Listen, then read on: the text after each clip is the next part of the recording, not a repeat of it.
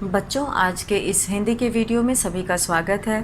और आज हम लोग कक्षा 8 की हिंदी की पुस्तक वसंत भाग 3 का पाठ 5 उसका हम लोग पाठ से आगे के अंतर्गत आने वाले प्रश्न को करेंगे।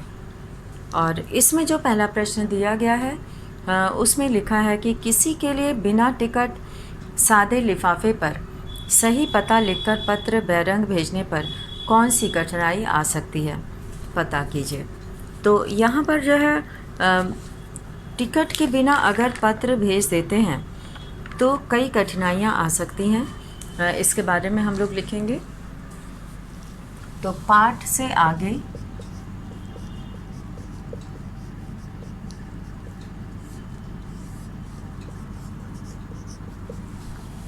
टिकट के बिना पत्र भेज देते हैं तो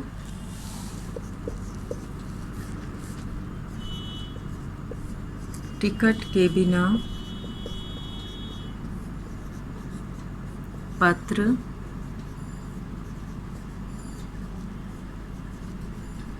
भेज देते हैं तो निम्नलिखित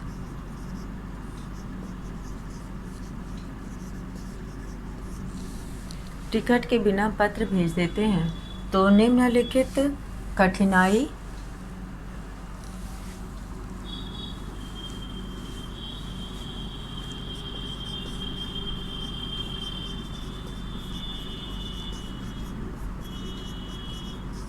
तो निम्नलिखित कठिनाई आ सकती है।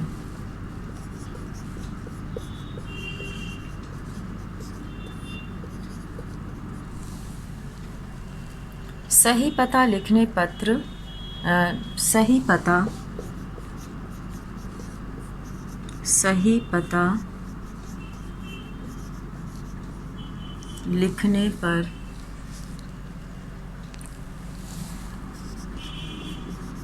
पत्र तो अपने ठिकाने पर तो पत्र अपने ठिकाने पर तो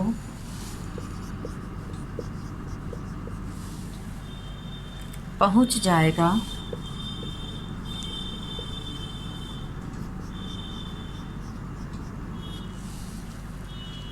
लेकिन पाने वाले व्यक्ति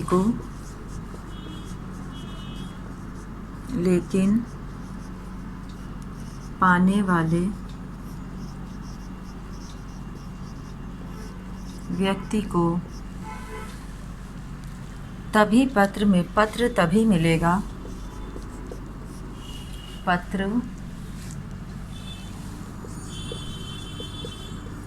तभी मिलेगा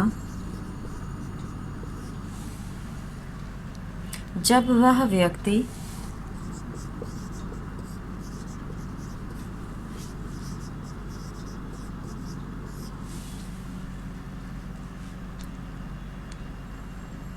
जुर्माने का भुगतान करेगा।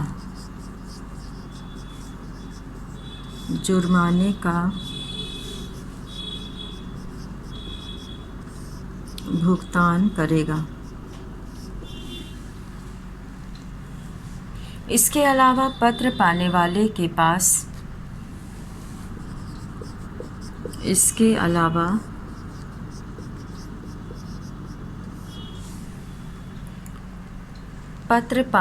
के पास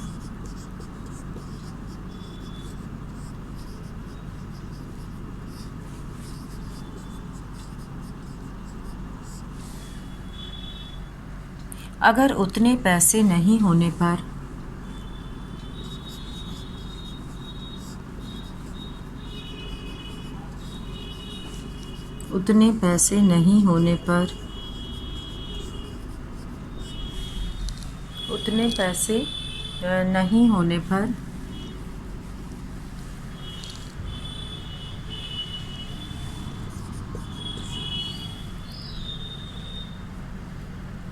उसे अनावश्यक परेशानी हो सकती है।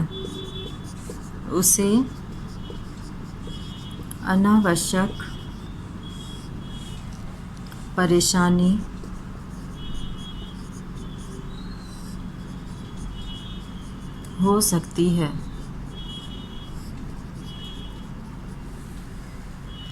पत्र के लिए समुचित राशि का पत्र के लिए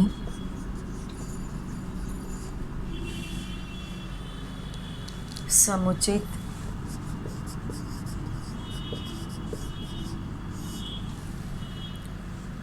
राशि का भुगतान नहीं करने पर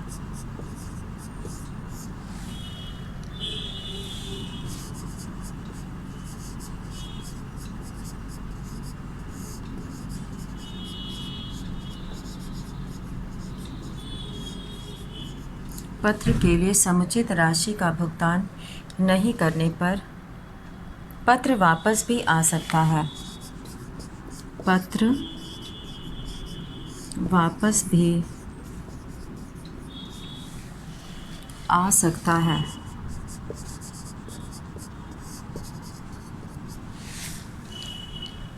और भेजने वाले का संदेश और भेजने वाले का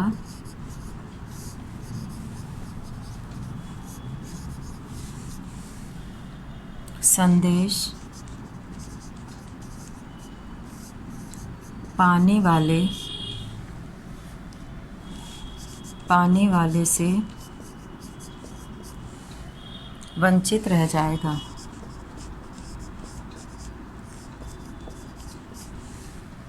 पाने वाले से वंचित रह जाएगा।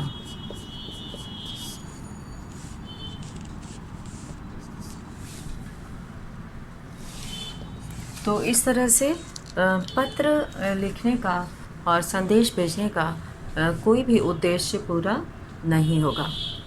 और अब हम लोग यहाँ पर अगला प्रश्न करेंगे। पिन कोड भी संख्याओं में लिखा गया एक पता है, कैसे? पिन कोड का पूरा नाम होता है पोस्टल इंडेक्स नंबर। यह प्रायः 6 अंकों का होता है और पिन कोड से उस क्षेत्र के बारे में पता चल जाता है जहाँ से उसे भेजा गया है। उसका पहला अंक उस राज्य के बारे में बताता है, दूसरा उसके ज़िले के बारे में बताता है, अंतिम जो अंक होते हैं वो किस डाक घर से संबंधित है उसके बारे में बताता है। इन आधारों पर हम कह सकते हैं कि पिन कोड संख्याओं में लिखा गया एक पता होता है। अब यहाँ पर हम लोग देखेंगे कि ऐसा क्यों होता, अगला प्रश्न, कि ऐसा क्यों होता था कि महात्मा गांधी को दुनिया भर से पत्र महात्मा गांधी इंडिया पता लिखकर आते थे। तो ऐसा क्यों होता था? तो यहाँ पर जो है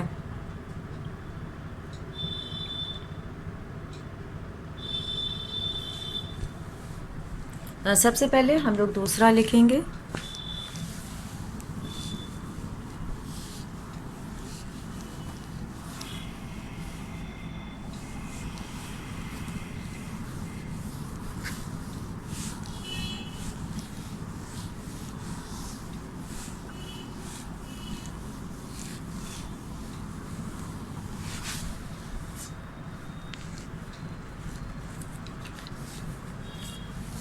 उत्तर दो।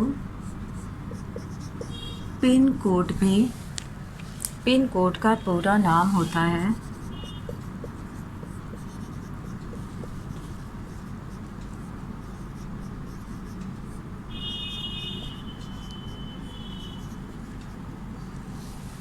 Postal index number.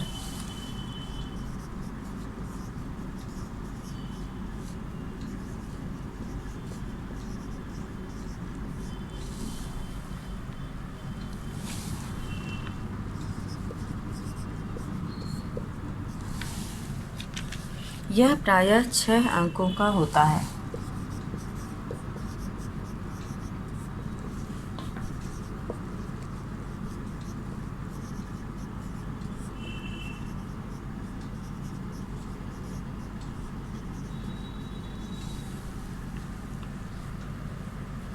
Pin code से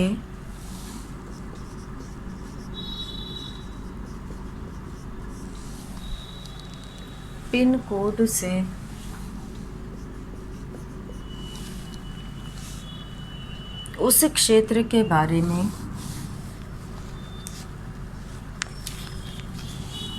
उस क्षेत्र के बारे में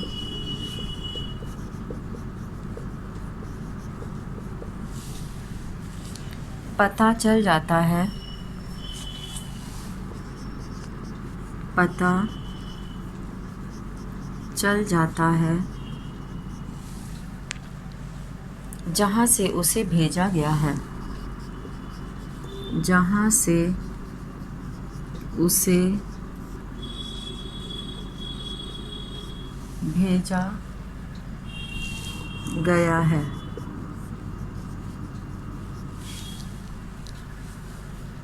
उस जगह के बारे में पता चल जाता है जहाँ से उसे भेजा गया है। इससे उसके ज़िले के और डाकघर से संबंधित पता चलता है।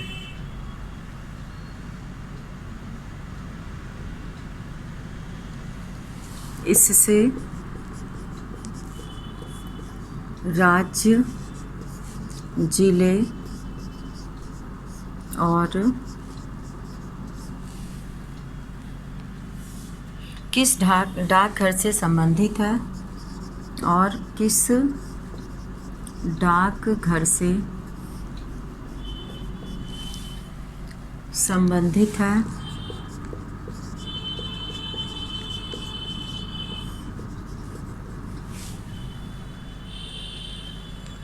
उसके बारे में पता चलता है।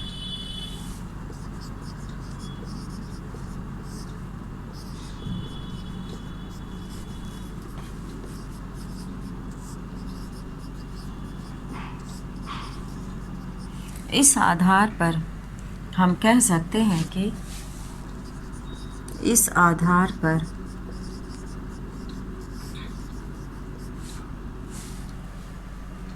हम कह सकते हैं कि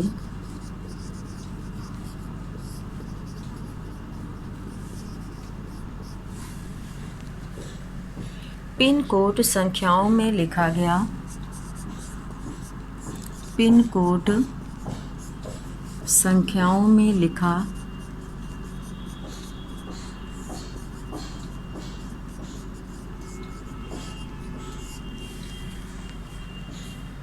गया एक पता होता है।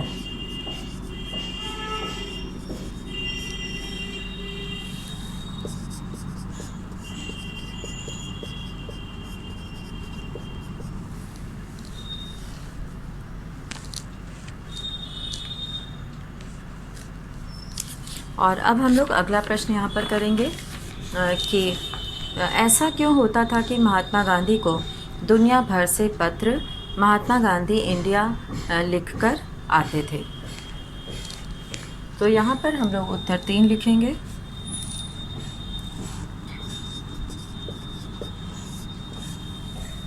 महात्मा गांधी भारत में ही नहीं, महात्मा गांधी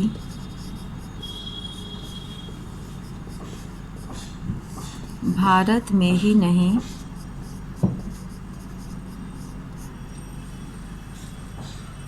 बल्कि संसार भर में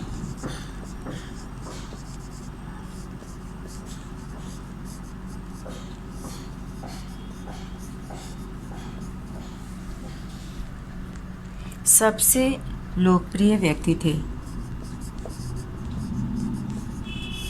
सबसे लोकप्रिय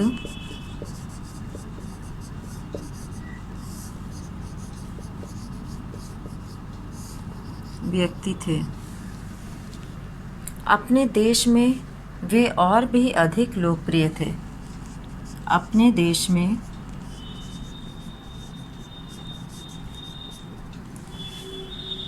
वे और भी अधिक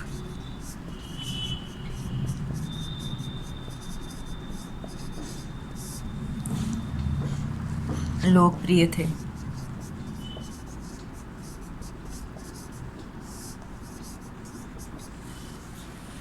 वे कहाँ होंगे इसका पता सभी को होता था। वे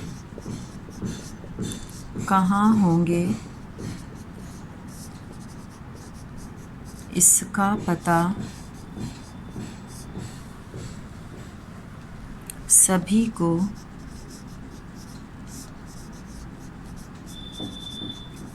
होता था। अतः कहीं से आया पत्र, अतः कहीं से आया पत्र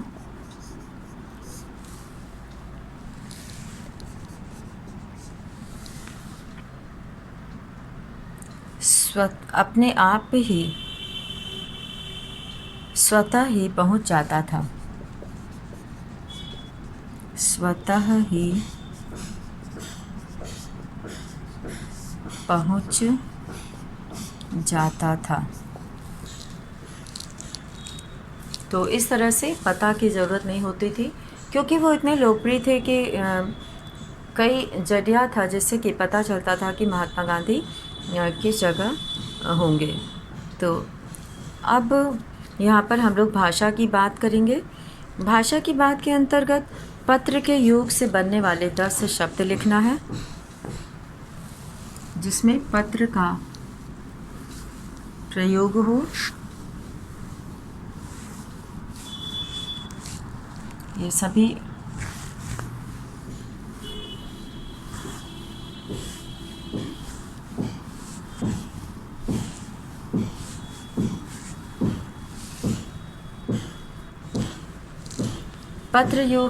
पत्र के योग से बनने वाले 10 शब्द यहाँ पे लिखना है, जैसे कि प्रार्थना पत्र, प्रेम पत्र, चरित्र प्रमाण पत्र, शिकायती पत्र, आवेदन पत्र, निमंत्रण पत्र, जवाबी पत्र, क्षमा याचना पत्र, संवेदना पत्र और प्रशस्ति पत्र या प्रशंसा पत्र। तो ये जो है पत्र के योग से बनने वाले कुछ शब्द हैं जिसे छात्र अपने से लिख सकते हैं। दूसरा प्रश्न भाषा की बात का, यहाँ पर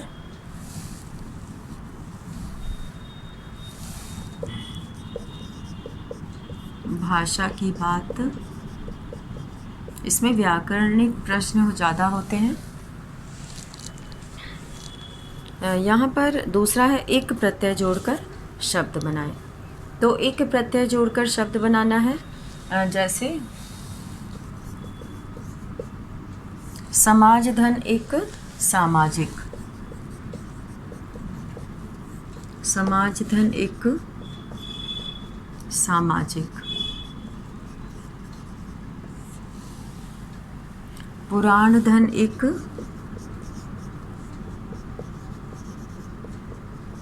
पौराणिक,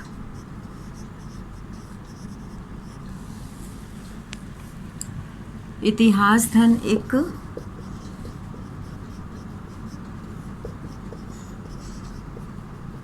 ऐतिहासिक,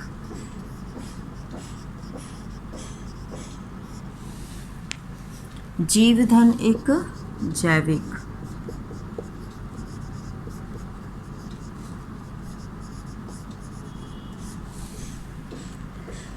प्रकृति धन एक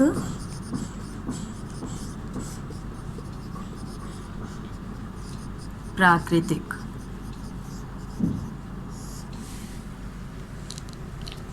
तो यहाँ पर इस तरह के और भी बहुत सारे एक प्रत्यय से शब्द बन सकते हैं।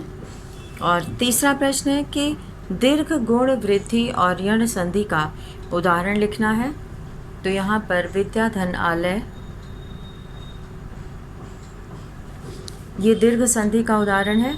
धन धन आदेश, धनादेश, वेद धन अंत, वेदांत, दया धन आनंद, दयानंद, भोजन धन आलय, भोजनालय, ये दीर्घ संधि का उदाहरण है। गुण संधि जैसे रवि धन इंद्र, रवींद्र, महाधन इंद्र, महेंद्र, सूर्य धन उदय, सूर्योदय, अभिधन इष्ट, अभीष्ट, गणधन ईश, गणेश। और इसी तरह से अन्य उदाहरण यहाँ पर हैं, जैसे कि वृद्धि संधि का है, तथा धन एव, तथैव, एक धन एक, एकैक, भाव धन एक, भावैक्य, मत धन एक के मतैक्य, परम धन औषधि, परम औषधि, यण संधि, जैसे अतिधन अंत, अत्यंत, इतिधन आदि, इत्यादि, सुधन आगत, स्वागत, अतिधन आचार, अत्याचार। तो इस तरह से यहाँ पर ये कई संधियों के उदाहरण यहाँ पर दिए गए हैं। तो इसी के साथ आज का ये वीडियो यहीं पे समाप्त करते हैं। धन्यवाद।